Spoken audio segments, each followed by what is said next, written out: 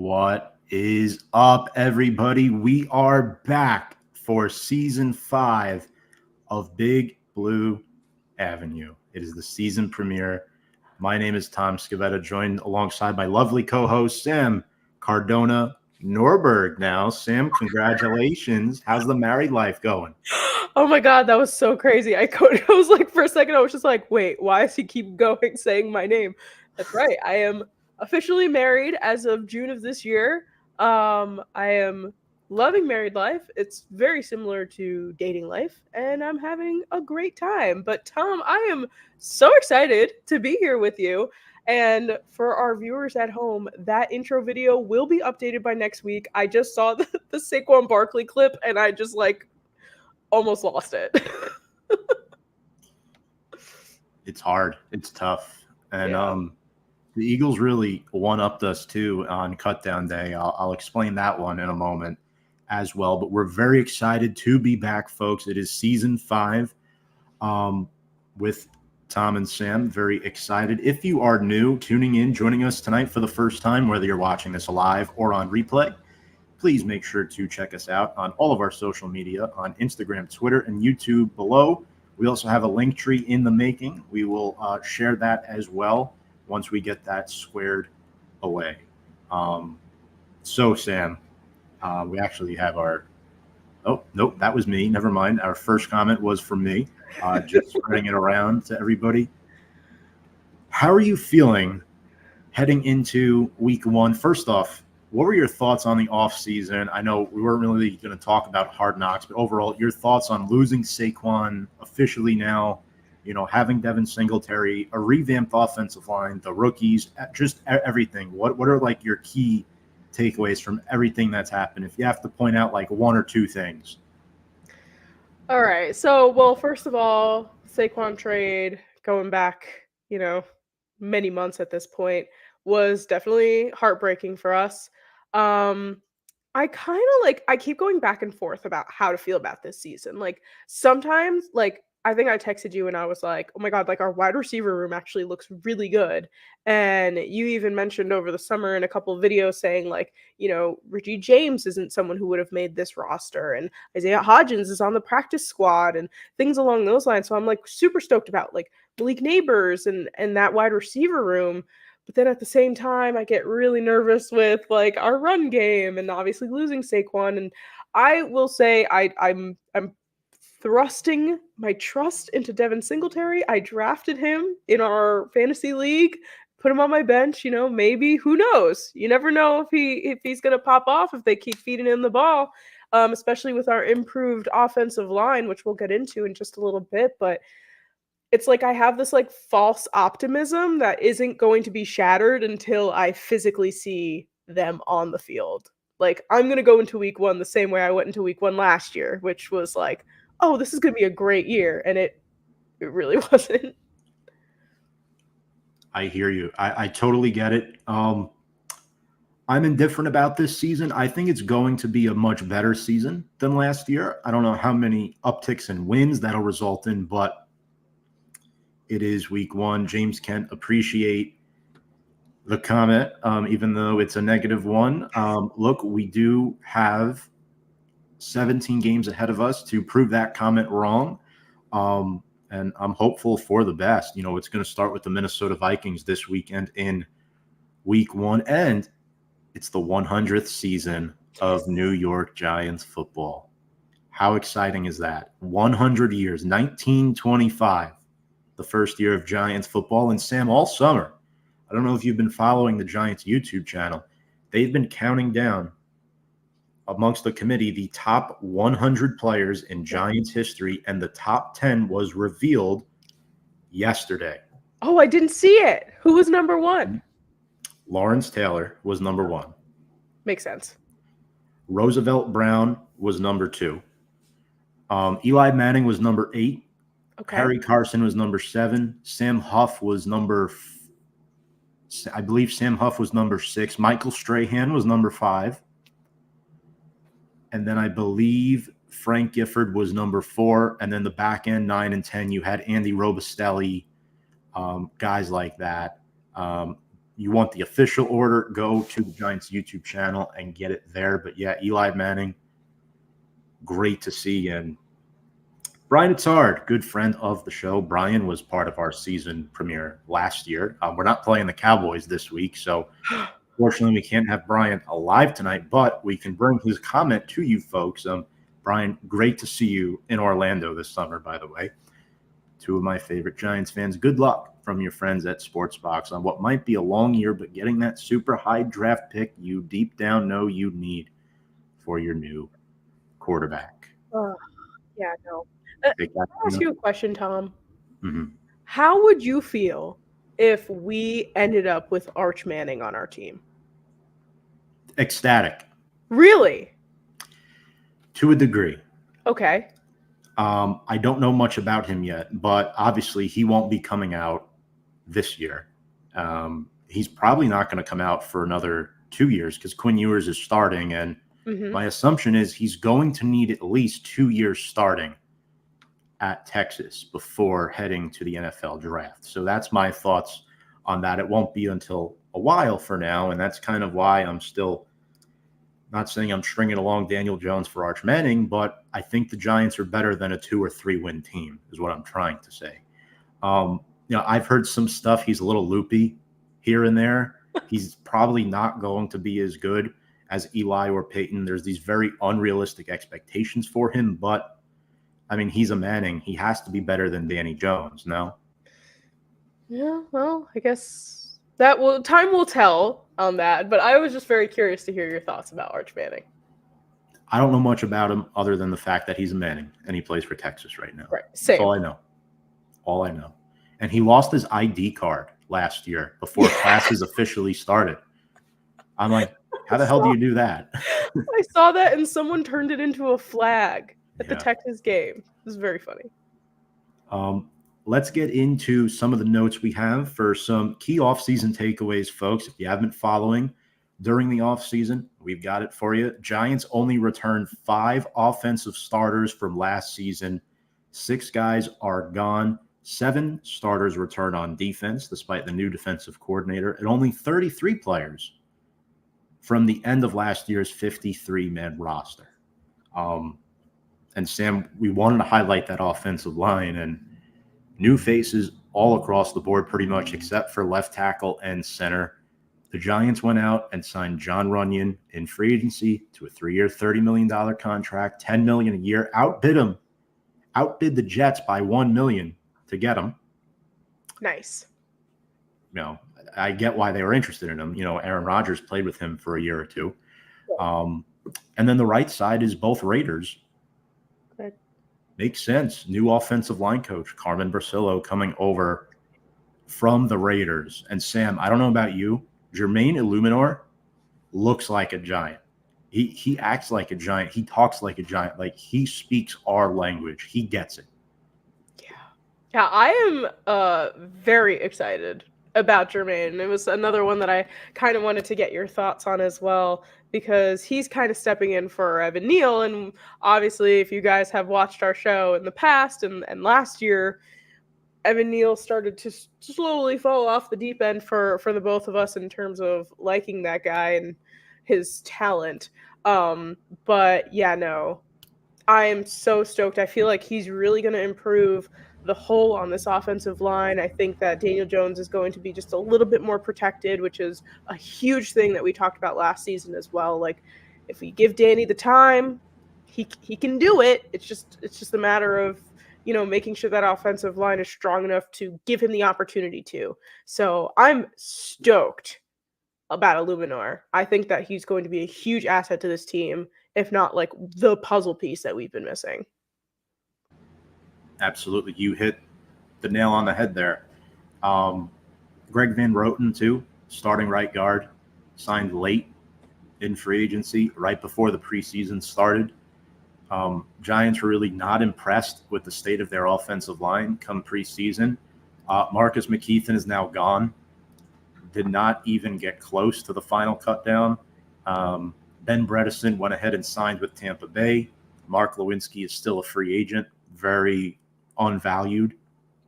But you're looking at even the backups. Aaron Stinney I mean, started games for the Bucks the last couple years, and he's a backup. So that's a good start. But I will say, Giants were forced to sign this many offensive linemen via free agency because Joe Shane has missed on draft picks throughout the course of the years at the offensive line position, including Evan Neal, Josh Azudu, and Marcus McKeithen. And that caused us to lose running back Saquon Barkley and safety Xavier McKinney, on top of the fact that the Giants traded Sam for a splash edge rusher in Brian Burns, whose contract combined of Barkley and McKinney's from what they signed for with Philadelphia and Green Bay, respectively. What do you think of Spider-Man himself, Brian Burns? How I am so excited. I think that our defense is kind of like split in half, right? Like I feel like our secondary isn't the strongest, but having, Brian Burns enter this defense is like going to be so good. And we saw on Hard Knocks, like, they were talking about Brian Burns in episode 1. And it's crazy to think that, like, that was a something that was moving, and that was before the draft, right? I think that was at the combine, or something like that. So I think Brian Burns, I'm very excited to see him in action. I feel like it's like kind of the same vibes that we felt like with seeing like Kayvon start on defense, and like kind of just like you see them do their job and you're like, wow, like that's what we've been waiting for. We've been waiting for someone to come in and do their job. But the defenses, I'm kind of a little like, like I think they still have some great pieces, obviously, with Dexter and Kayvon and Brian Burns, but there are a few missing pieces there, I think. Completely agree. I think the Giants are going to be drafting a lot of defensive players next year. Another thing, too, outside of Dexter Lawrence, defensively, there's no depth at DT. I mean, Elijah Chapman, kudos to him, outstanding preseason. UDFA out of SMU, made the roster via a rookie minicamp tryout, but DJ Davidson has never stayed healthy. And then Jordan Riley was okay last year for a late round draft pick, but you can't rely on them to be your top backup defensive tackles. And then Raheem Nunez-Roches is back, but with Nacho, my concern is his age and his cap hit. Next year, he could be gone, where you're looking at the Giants, you draft 6th or 7th, you could be drafting a DT like Mason Graham out of Michigan or Walter Nolan out of Ole Miss, guys like that who can come in and hello, Deanna. Thank you so much for the comment. Let's go Giants. There's the castle in the background. I know she misses Disney, so appreciate that. I love it. But yeah, and Adoree Jackson is back. Yeah. What are your thoughts on this? I think it was a desperation move. Yeah, I kind of like when I first saw it, it was almost like, like that wave of familiarity where you're just like, oh, that's awesome. Like we know Adoree, we know how he is on this team. Like it's cool. And then you had said like, yeah, like I don't know how I feel about this. I was like, yeah, you're kind of right. Like how quick it was coming up to this. And I'd like to think that he'll fall back into like the Giants routine that he was in before, but obviously this is not the same team that he was on.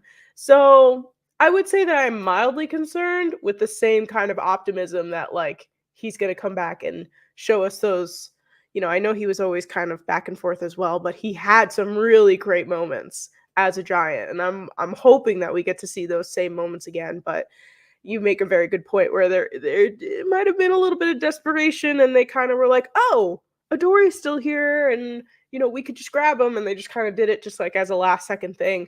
And yeah, so we'll see. It's a great point. Now, the contract details, there is $0 guaranteed for Adoree Jackson, which is great. Well, not great for him, but great for us. It's a 1-year, $1.75 million deal. He played in Shane Bowen's defense in Tennessee. Bowen was the DC in Tennessee for a while. He was an outside linebackers coach in 2018. Adoree was with Tennessee from 2017 through 2020. So his rookie contract. He's got 3 years of experience with Shane Bowen, being in the same locker room as him. So that could be part of the reason, too, why Big Blue tabbed him up. Now, Daniel Bakley, thank you very much for the comment. Welcome back. best of luck to your new running back this year. Excited to see him in October, Saquon Barkley. But not too much luck. I saw Chris Sims actually projected Saquon as the NFL Offensive Player of the Year. What? What a wild take. I saw somebody say that this is giving Christian McCaffrey, like, leaving Carolina and going to the 49ers, which, I'll always wish the best for Saquon, just because he was on our team for so long, and I'll always appreciate what he did for us, but I'd like to not see the Eagles thrive, which also I'm interested in the schedule because normally we play the Eagles so late and we're playing them super early this year. What is it, week 5, week 6? I think it's week 6, and the Eagles bye is like week 5, which is crazy that there's people that are on bye so early in the season this year. And we're week 11. And we're week 11, which is like, I think, the perfect time to have a bye. Mm-hmm. So, but yeah. Giants will be in Germany in November as well to play the Carolina Panthers. So, German fans, I hope you're not disappointed. I know probably two of the lesser teams that you'd like to see, although the Giants have a good audience in Europe, especially after playing the first game in London back in 2007 at Wembley Stadium. So, Giants are also undefeated overseas. That includes the UK, and I don't remember if they played in Germany before. I think this is their first time. Yes, that's right. It is their first time in Germany. Yeah, because I think they just started Germany games last year. Mm-hmm. Yeah, and we haven't played in like Mexico or anything yet either. No. Now, I want to ask you, there were some interesting stories written about this last week surrounding our rookie wide receiver, Malik Nabers, receiving approval from the family of Ray Flaherty to unretire the number 1 jersey that's been retired for nearly 100 years now. The first ever retired number in the National Football League. I think it's a great way to honor the legacy of Ray Flaherty and his family as well, it being the 100th season, but I also see how some people are a little annoyed about it because it does open the door to future numbers being unretired, if that makes sense. And I get it. Father of Time plays its course, and eventually you're going to have to unretire numbers. And like another 100 years from now, I mean, we're not going to be making guys wear like 150. That's not going to happen. Right. I just want to get your thoughts on that before we move on. Yeah. So my brother did ask me about this because he was interested to hear my thoughts as well. And I think that it's okay if the family is coming out and saying like, hey, like, especially with being in the 100th season and everything, like, I think it's okay. But I am interested to see now, like, the door that has been opened, like you said, like, what that means. Like, are people just going to say, like, not be asking the family if this person is no longer alive? Are they going to start asking guys who are alive? Like, if that were me, I'd be like, no, you can't have my jersey. Like, I went through a whole thing where they retired my number. Like, I don't want that. So I feel like it is like a gray area right now, but I appreciate the fact that the family was so generous to allow Malik Nabers to wear number 1. But it's complicated because, like I said, it's this gray area where it's like, well, who are we asking now? And then it's like, is it recent? Does it have to be a certain amount of years? There's a lot of components. And I think that if they're opening this door, like the NFL is opening this door, they need to set ground rules for it. Like a certain amount of time needs to pass or something along those lines. Cause like, you can't just pull a number out of the ground and unretire it. Like, that's the whole point of retiring a number, is to honor that person. So I don't know. It's kind of iffy. Totally. It's pretty ballsy for a rookie to ask, too. But I will say, outside of that, I've been very impressed with Malik Nabers this offseason, the way he's handled himself. I think on the field, he has looked like the best thing the Giants have had since Odell Beckham. This has nothing to do with them attending the same college either. It's essentially in the modern NFL, unless you have a quarterback like a Patrick Mahomes, you need a wide receiver that's going to make flashy plays like that. Joe Burrow has one. Trevor Lawrence has one. CJ Stroud has a couple. So guys like that are going to uplift teams. And I think, too, you look, Brock Purdy's looked so good for San Francisco because he's got Deebo Samuel and Brandon Ayuk. What has Daniel Jones had since he's been with the Giants in 2019? Darius Slayton, Evan Ingram, Sterling Shepard, Daniel Bellinger, Wan'Dale Robinson, who's been hurt, Richie James, Isaiah Hodgins. Like, there hasn't been a number one for Daniel Jones, and he finally has it in Malik Nabers. I will say this guy has hell of expectations to live up to, and I almost feel bad for Malik Nabers. It's almost unfair right now. But with all things considered, will this translate into a good season for Daniel Jones? And I'll be honest with you, Sam, I think it's going to. I really, really do. My only concern is, will he look like Carson Wentz off the ACL and have his career ruined by it? Or will he look like how Joe Burrow looked? Right. Yeah, it's – oh, man. I was thinking about this because it's something that we have brought up for at least 2 years now on this show, where we've said if Daniel Jones had the weapons, he'd be performing. I think I've even in the past said, I think maybe this was before the 49ers were in the Super Bowl, but I even said, like, Daniel Jones and Brock Purdy aren't that different in the fact that, the 49ers just have such a good team around them that Brock Purdy just needs to be a talented quarterback and just get the ball where it needs to go. And, they have Christian McCaffrey, George Kittle, Deebo Samuel. Like, they have this elite members on their offense. And while we don't have elite members everywhere on this offense, like you said, Malik Nabers is the first, true number one wide receiver. And if Malik Nabers is actually, leading up to this upcoming season, if he's actually going to show us what we've been seeing him in the preseason, looks pretty good. We've seen him at LSU, looks pretty good. So I'd say the kid's pretty good.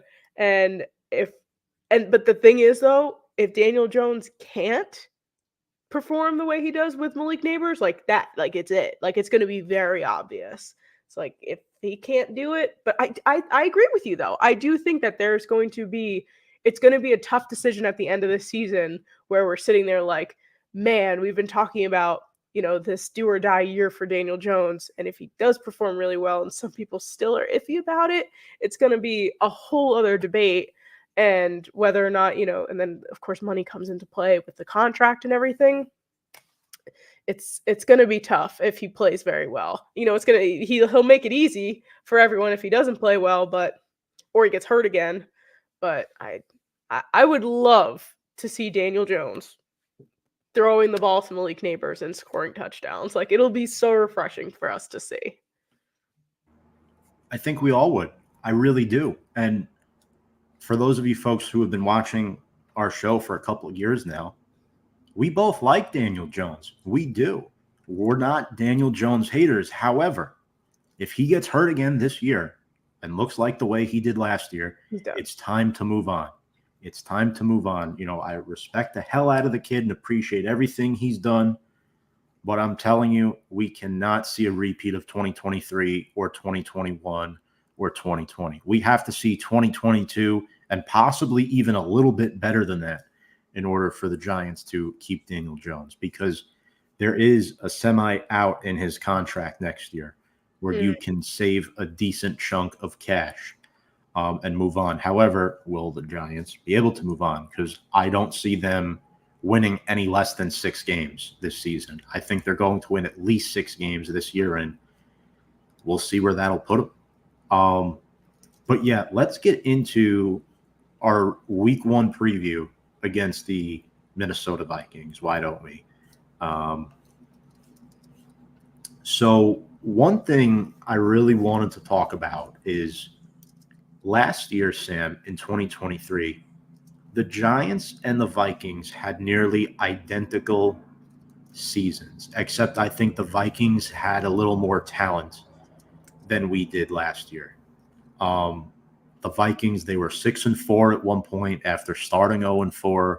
They lost Kirk Cousins to a season-ending injury. The Giants lost Daniel Jones to a season-ending injury. And let's be honest, Sam, these teams met in the playoffs in 2022.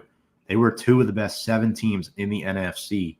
I'll say 6 because Seattle really shouldn't have made the playoffs, in my personal opinion, but they did. Both these teams need to get back on track. Both their head coaches are entering year 3 in Brian Daboll and Kevin O'Connell. And a lot of people, I know, Sam, you and I have probably both been seeing this. They expect an ugly, sloppy game between these two teams. And I'm going to be honest with you, I see it because Sam Darnold's returning to MetLife. There are a lot of factors in this game that, in my personal opinion, work against the Minnesota Vikings. And that's one of them. Yeah. It's interesting because, this is the one playoff game that Daniel Jones won. It's like that's pretty exciting on paper to think about that, the Vikings, but obviously not this Vikings team. It's a completely different Vikings team. And in fact, it's a more vulnerable Vikings team, obviously, without Kirk Cousins and without J.J. McCarthy and Sam Darnold stepping in, and maybe there's feelings in MetLife or, whatever it may be. But yeah, this game, I've gone back and forth in my head, and I was just speaking, with Jordan before this while we did our podcast. Is Sporty Jordy is our resident Eagles fan on this show, and she was saying like, wow, like that's actually an interesting game because it really could go either way. It's like one of those good starting games. Like last year it was like the Cowboys, and we just came in there swinging, and we were like, we're gonna win, and then we got blown out completely. But yeah, I'm actually feel like this is a really great starting matchup with the Minnesota Vikings. Like, yes, they have Justin Jefferson, and he is one of the best wide receivers in the league, probably going to be one of the best wide receivers of all time. It just, it's a little scary in that respect, but Sam Darnold definitely turns it down a little bit. So I keep going back and forth in my head about it, but I think I've made my decision, and we'll talk about it when we do our prediction, obviously, for the game. A lot of factors going into this week, folks. And if you have any comments and questions for us as we preview this week 1 matchup, please ask. We'd be happy to converse with you and answer them. And we appreciate you all tuning in. So quick notes, Giants have been very busy behind the scenes. They've let go of a lot of players via injury settlements.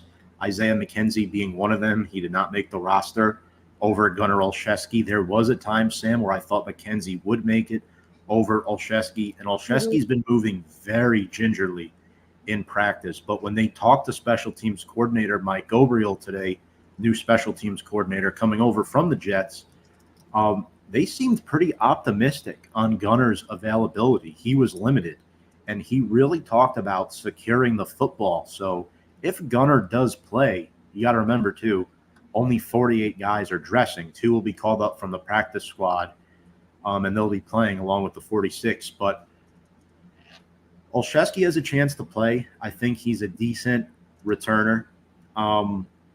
They also terminated Miles Boykin from the practice squad, and I think that goes to show folks how well Bryce Ford-Wheaton played this preseason, who, being a UDFA out of West Virginia last year, suffered a season-ending injury in the preseason.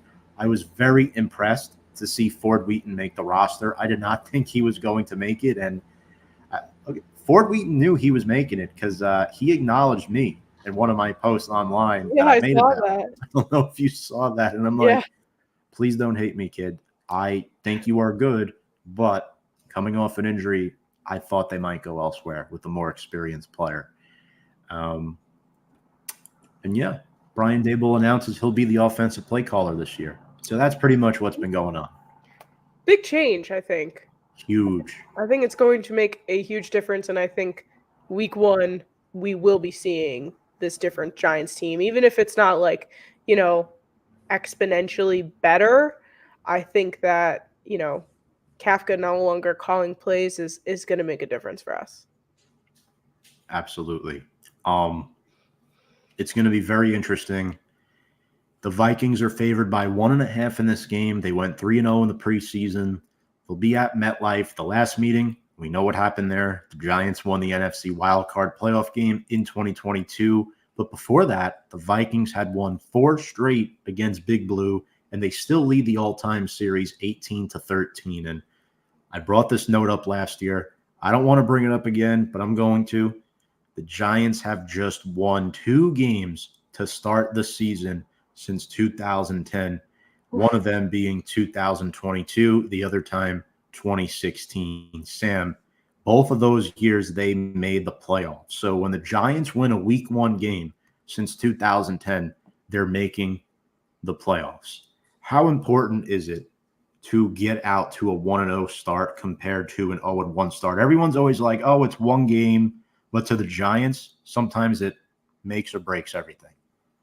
It usually sets the tone for our entire season. And I think last year is a great example of that, seeing us get blown out by the Cowboys, and then, the way that the rest of that season just unfolded was just like so garbage.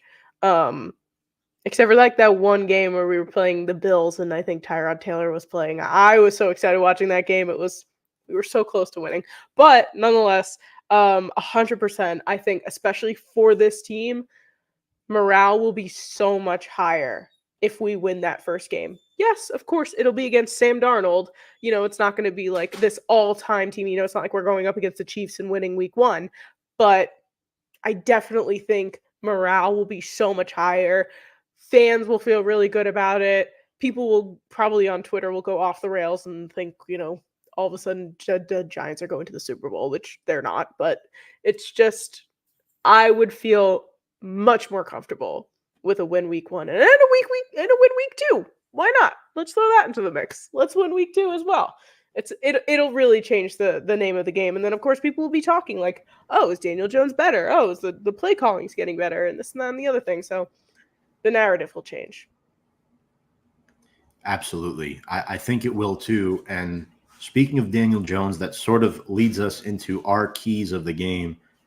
And my most important key of this game is building off of how the offensive line has looked in the preseason, protecting Daniel Jones. Every time somebody says Daniel Jones had a shitty year last year, sure, you're right. But at the same time, the Giants' O-line last year was historically bad. Right. 85 sacks given up amongst all 3 quarterbacks that played. That's the second most all-time in any season, in any team's history. Jones was sacked 30-plus times, 30 times in 5-plus games. That's 6 sacks a game. That's horrible. I mean, that's absolutely horrendous, atrocious. And what is concerning, too, and they both sort of joked about this last week, he took a picture of the starting 5 offensive linemen this year because that was the first time they played in practice together, was about a week and a half ago, was the first time all 5 were healthy, ready to go, because John Michael Schmitz was nursing a shoulder injury this offseason, and that limited him too. And that's another guy who has to be much better this year, entering year 2, Sam.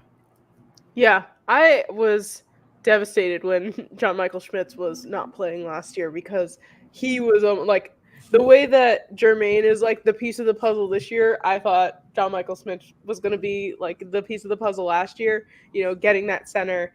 And I really wish that he had a little bit more on the field, time last year. But I am still very confident in him, and I think that it's going to be such a big change. This offensive line, I feel like, is going to change everything. But John Michael Schmitz, having that good center makes a difference, and it really affects the quarterback. And he's going to sophomore year now, right? He was drafted last year. Okay. And obviously you shake off those rookie jitters. Despite coming off an injury, you've learned more, you've seen more. It's time to get in there and start leading that offensive line and really making sure that that becomes a brick wall, because Lord knows we need it. I second that. What's up, goofballs? How are you?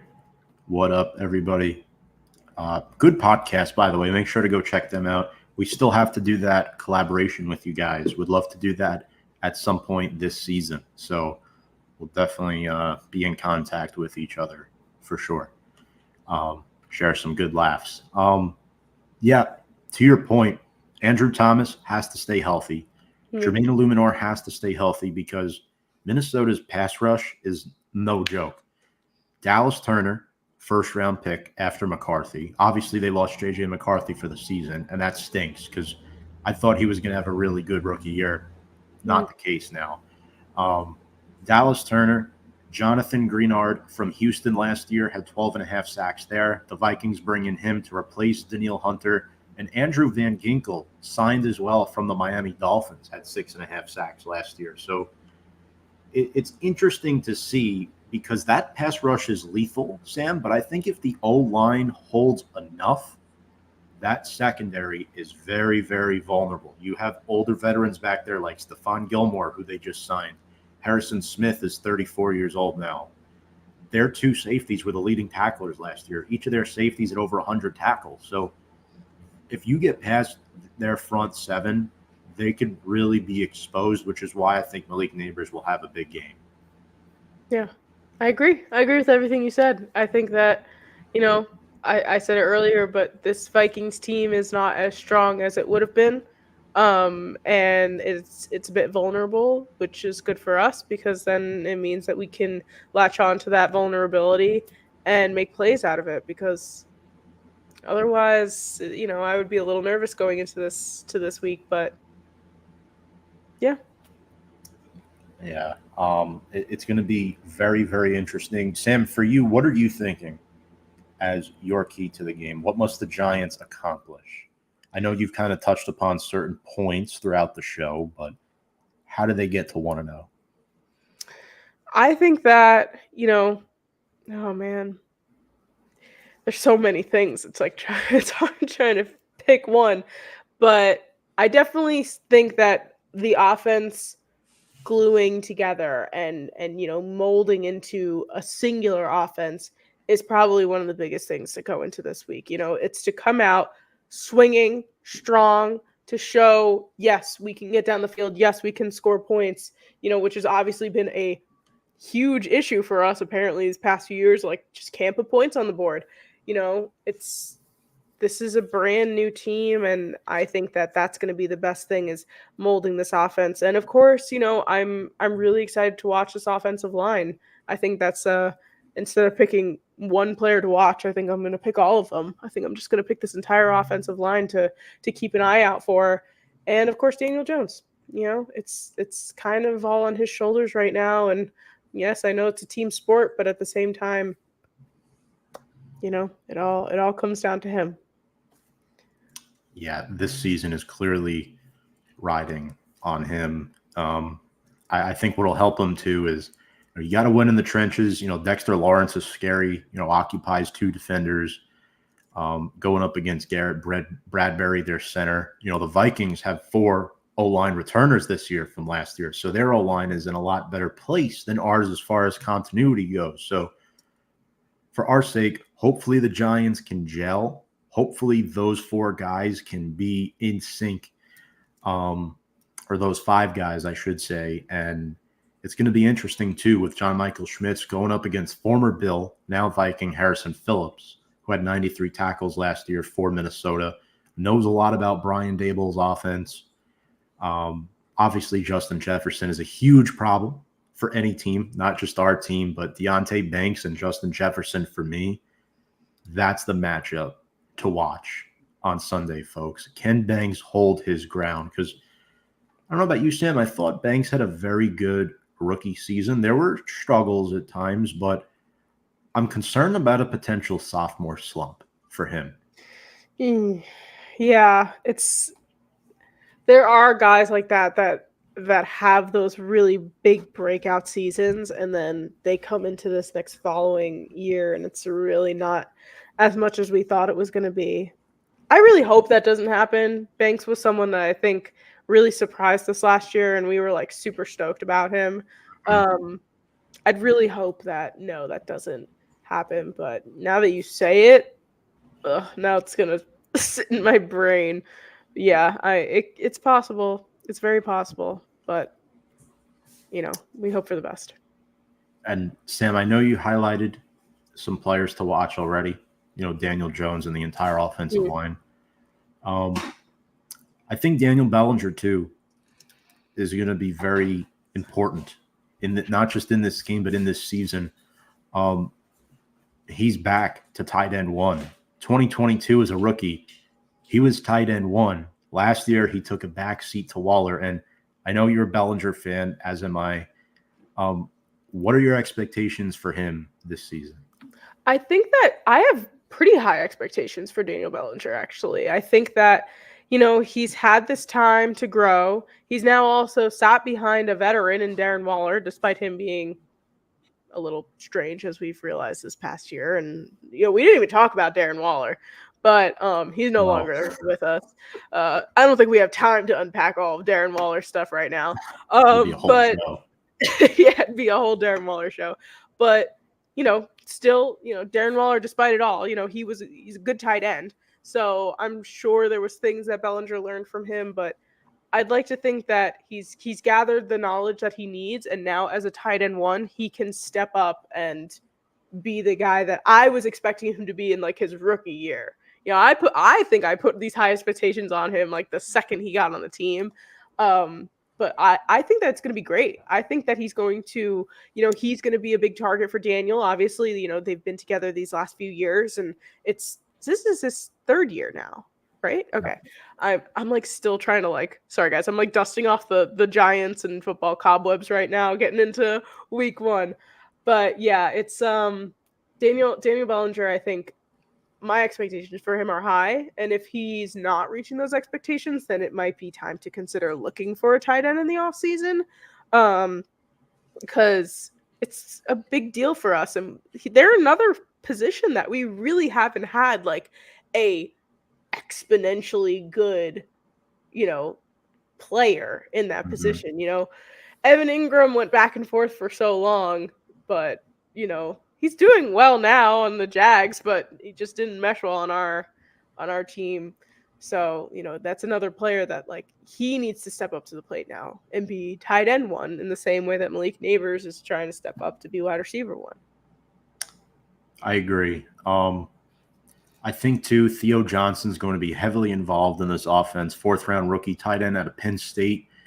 He's going to be very involved. I think you're going to see a lot of 12 personnel this year, but guys, week 1, Bellinger is tight end 1, and I think having Theo Johnson, a younger guy, looking up to Daniel Bellinger, who's only entering year 3, which is crazy to say, and then Chris Manhurt stuck around as the blocking tight end, and I'll be honest, Sam, I wanted the Giants to keep 4 tight ends, not 3. Our 4th tight end, I mentioned earlier in the show, I started alluding to it, but I didn't mention it, wound up getting claimed back by the Philadelphia Eagles. Jack Stoll, who played every snap of the Giants' final preseason game against the Jets. Joe Shane signs him to a 1-year deal this spring, spends the summer with us, heads back down the turnpike, gives all the information to the Eagles that he learned from the Giants. This is a spy, hired as a spy by Nick Sirianni and Howie. Love it. Not surprising at all on the Eagles' part. Nope. Kevin saying, let's go Giants. Let's go Big Blue, Kevin. Thank you very much for the comment. For me, for the Vikings, I'm looking at Aaron Jones. We haven't really talked about him yet. New running back for them this year. He'll split time with Ty Chandler, but Jones spent his first 6 to 7 years with the Packers. He's older now. Good pass catcher and a runner. Had 650 yards last season on the ground. I like him a lot. We also have to consider, too, Jordan Addison had 10 touchdowns as a rookie last year, and the rumor is he'll be ready to go. He had over 900 yards and 10 scores. He was forced to step up because Justin Jefferson only played 10 games. Jefferson's an obvious catapult of this offense, but when you're looking at players to watch, I'm looking more at players that might catch you off guard a little bit. And right now, the Giants CB2 position, we don't even know who's starting week 1, and we're 4 days out. That's not good. No. So I think Addison's going to feast because Banks will clearly be on Jefferson. I don't know if Flott's going to play. And then we have a rookie slot guy. Darnay's not on the team anymore.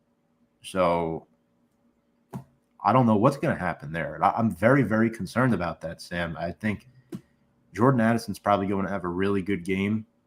A couple deep plays maybe or intermediate catches, and it gets me a little bit concerned. They had an opportunity to sign Stephon Gilmore. They didn't. Cash is not as tight for the Giants as we thought it was after Waller retired and they restructured Andrew Thomas and Dexter Lawrence. So, there's some wiggle room, and they kind of just left it fluid for the season, which I get it, but Dory Jackson better be good. That's all I'm saying. Is Jordan Addison is for sure playing this weekend? The last I heard, he was playing. Because I thought he was getting suspended. Unless that just fell through.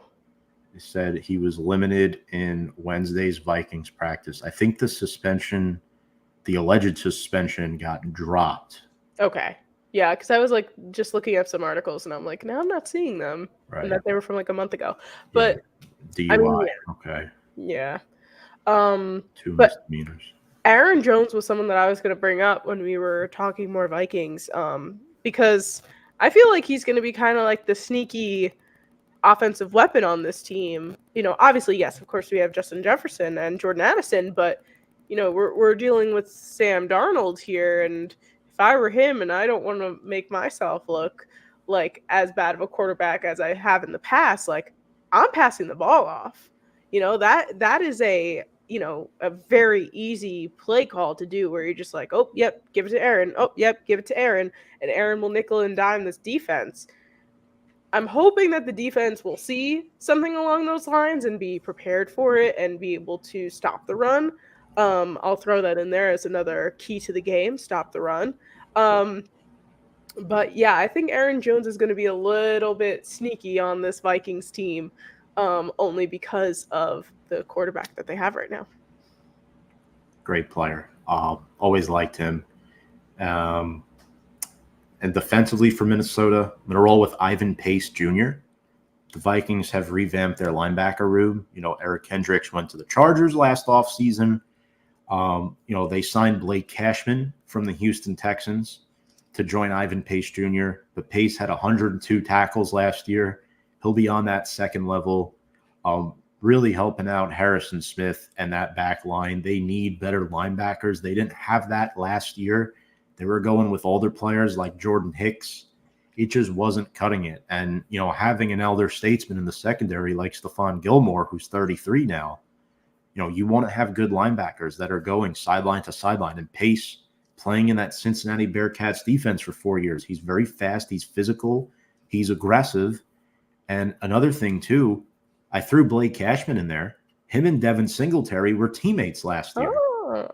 So there's a connection there that is definitely a little concerning. And Sam, I did want to talk a little bit about Devin Singletary because I think he's going to be really good for us. I like him a lot. Nicknamed the Motor. I know. I saw that on Hard Knocks and I was like, who's the Motor? And they were talking about Devin Singletary. Apparently that's what people call him. But yeah, I think that, Devin Singletary is our new Saquon Barkley, basically.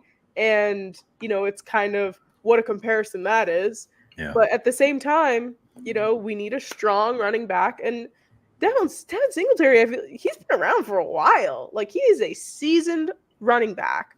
And I'm pretty sure his injury list is pretty short. I can't really remember any time where Devin Singletary was so hurt to the point of it, affecting his career in any way. But yeah, like I said, I have him on my bench in my fantasy team just in case he starts running amok. Because, otherwise we have Tyrone Tracy and Eric Gray. Those guys, yes, while, they'll prove to be helpful in terms of depth, Devin Singletary is our running back. Like, he is our guy. So hopefully they feed him and he takes off, because he's our guy. You want to hear this stat, Sam, about Singletary? Oh boy. Since 2019, he's only missed one game due to injury. See, that's what I'm saying. Like, I don't remember Devin Singletary ever getting hurt exponentially. So, Yep. I mean, that's a great track record for a running back. Yep. Like, it's pretty good. Now, granted, our offensive line last year was much different from Houston's, but Singletary had 898 rushing yards last year. Saquon had 962. That's like a 90-yard difference for $8 million less per year. So you guys do the math, and they're the same age. It's pretty interesting. Actually, yeah. I think Saquon's a year older than him. Yes, he is. I think Singletary just turned 27. That's what it was. Yeah, late birthday. But yeah, Saquon's a bit older. Look, I wish Saquon nothing but the best. It's going to be weird on Sunday to see a running back wearing 26 in our backfield, not named Saquon. It sucks, but it's reality. Yeah, reality. Unfortunate. But I agree. You telling me that injury stat and us talking about it right now has me a little bit more on the positive side of Devin Singletary, because, you know, at this point, though, he has to be good. I think that's it. I think it's like we have no other option than for Devin Singletary to be a good running back for us. Now, Sam, is there anyone else on the Vikings that we're watching on Sunday? They do have a rookie kicker out of Alabama, but, you know, who knows? I mean, we're hitting a lot of people, but yeah, I think that those are the main guys here. Yeah, I do want to acknowledge, lastly, their tackles. Brian O'Neill and Christian Darrisaw going up against Brian Burns and Kayvon Thibodeau. That's another very highly intense matchup. The Giants struggled to get to the quarterback last year, despite their number one blitz frequency in the NFL. So, yeah, Shane Bowen notorious for stopping the run and relying much more on his front four to get pressure. So that'll definitely be interesting. Anyone on the defense? I know Brian Burns, obviously. We have to highlight him because he's a dog. He's really, really good. And I liked what I saw from him in preseason. I'll definitely say Brian Burns, but I got to throw in my guy, Bobby O. We love Bobby O. I actually had the privilege of meeting him back in February in Vegas when I was at the Super Bowl. My boss introduced me to him, and he was like, "This is our producer. She's a Giants fan. She loves you." And I was like, "Oh my God. Hi, Bobby. How are you?" His hands are like two of mine. He has very, very large hands, and he's a very, very kind guy. So I'm going to shout out Bobby O, because also just an animal on the field. Like, amazing. I envy you. That's awesome. Bobby O is the best free agent signing we've had. Yeah. Arguably since Plexico Burress. Yeah, I agree. There are another few mentions, but yeah, for me, Bobby O, again, TJ Hawkinson is out. He's on the PUP list, so we won't have to worry about him. Josh Oliver and Johnny Munt will be splitting the reps at tight end, so we'll see how they do on that second level. Micah McFadden is nursing a groin injury, but he's trending upwards towards playing.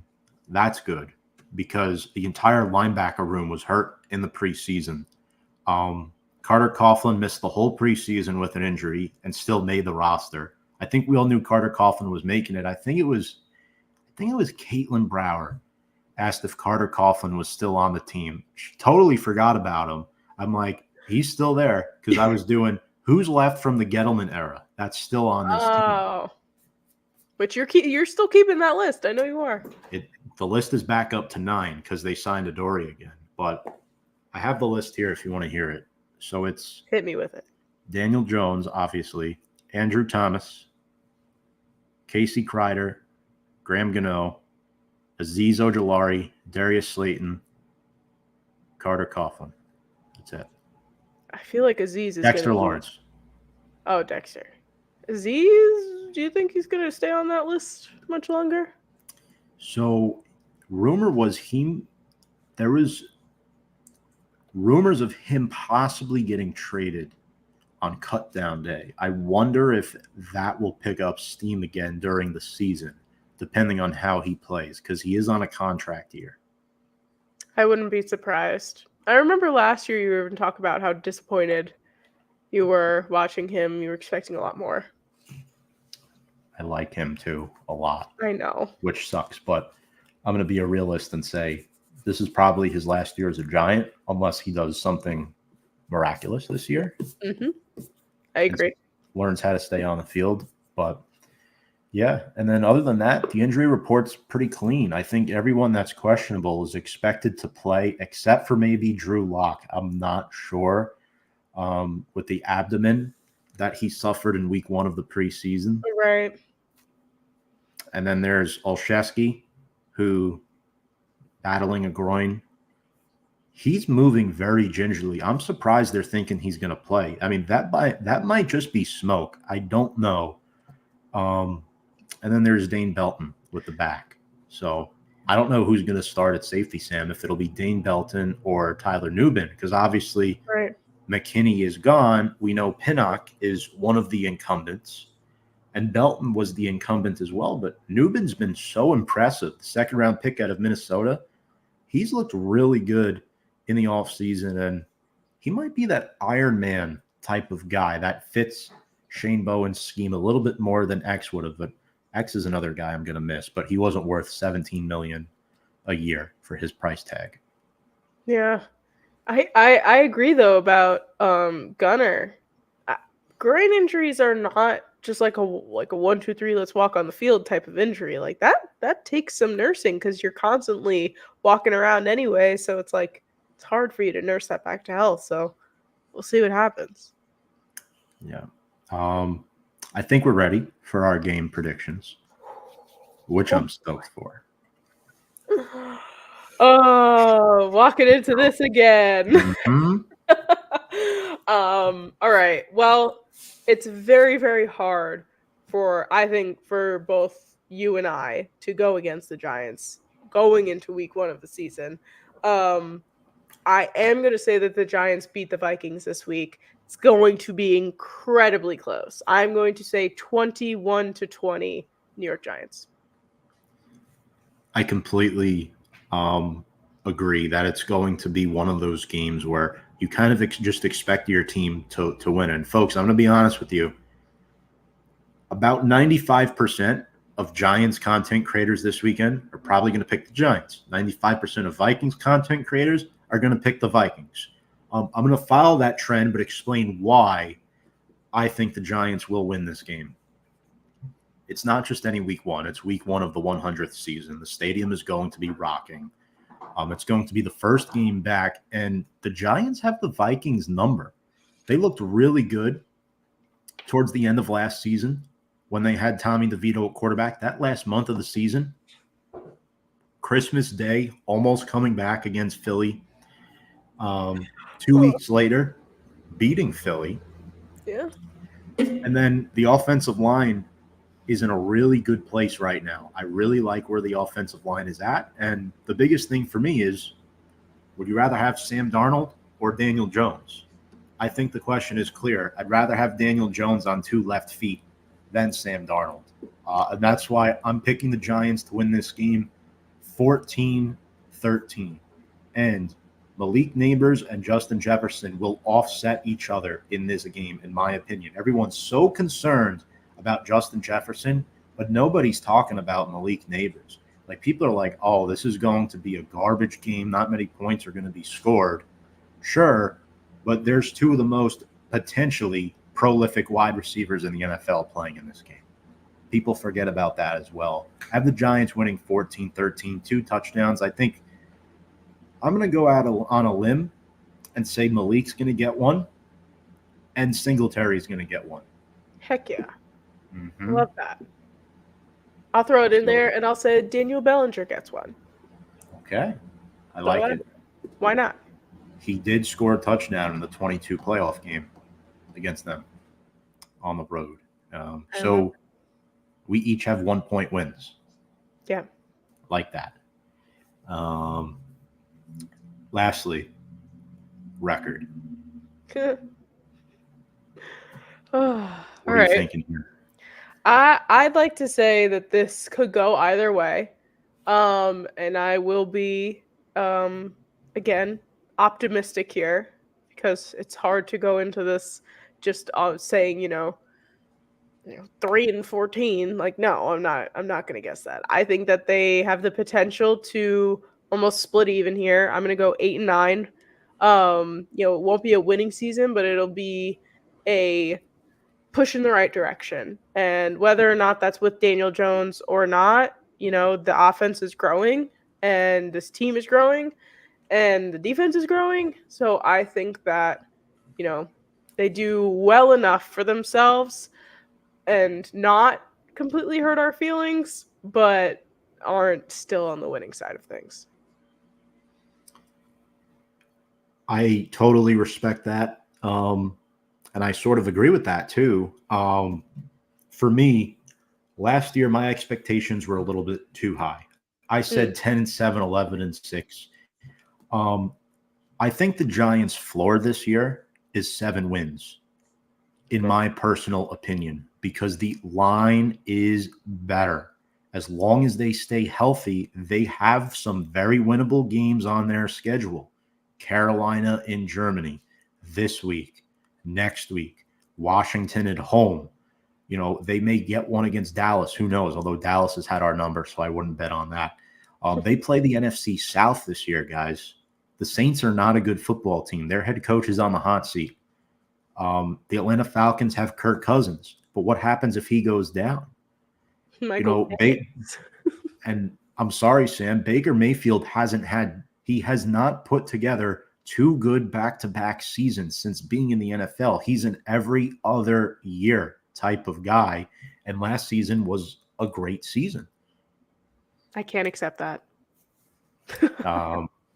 He beat the Eagles for us in the playoffs. We got to give him that. That he did. He almost got Sirianni fired, though, which would have been a disaster for us, because I think they should give him a 10-year extension. Sirianni?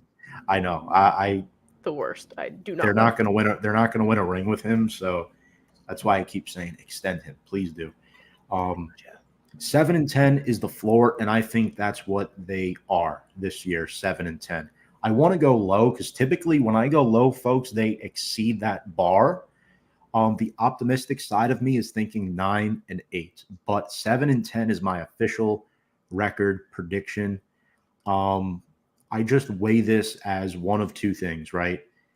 This season weighs on Daniel Jones staying healthy, staying available, and playing good football. And number 2, just not having as many injuries as a team that they did last year. This team was decimated via injury, and I'm going to be honest with you, this team lacks depth at some key positions. At cornerback, you have to have good cornerbacks in the NFL going up against elite wide receivers. Defensive tackle, there's almost no depth behind Dexter Lawrence. They have good, serviceable players, but nobody that can keep up with the likes of star NFL running backs and O-lines. So in my personal opinion, with all things considered, 7-10 is the way to go here. That's my prediction. They'll miss the playoffs, but they'll finish in third in the NFC East. Brian Daboll will keep his job. It's silly to say his job is on the line this year, guys. It's not. He's definitely coming back for year 4, unless they go 0-17, which they're not doing that either. But yeah, that's my record prediction. Love it. Yep. So without further ado, folks, want to quickly thank everybody for joining us here tonight. It's been a blast. Sam, I'd say you would think the same. We had a lot of fun. 100%. I'm happy to be back. We need this outlet with each other to get all our feelings on the Giants out here. It's great to be back, and it's the 100th season of Giants football. There's a lot to be happy about and look forward to. Quickly, folks, if you're new, joining us tonight. Or if you're recurring and haven't done so yet, please check us out below on all of our social media platforms. We are going to be putting up consistent content this season. You know what? We're going to give post-game reactions. We're going to do live shows once a week. We're going to be doing a lot, and I'm really excited for it, and I hope you guys are with us for the ride. All right. Sam, it's been a great pleasure tonight doing this show. Appreciate you. As always, on behalf of Sam Cardona Norberg, I'm Tom Scavetta saying so long. You've been watching Big Blue Avenue here on YouTube and Facebook Live. And without further ado, let's go Big Blue.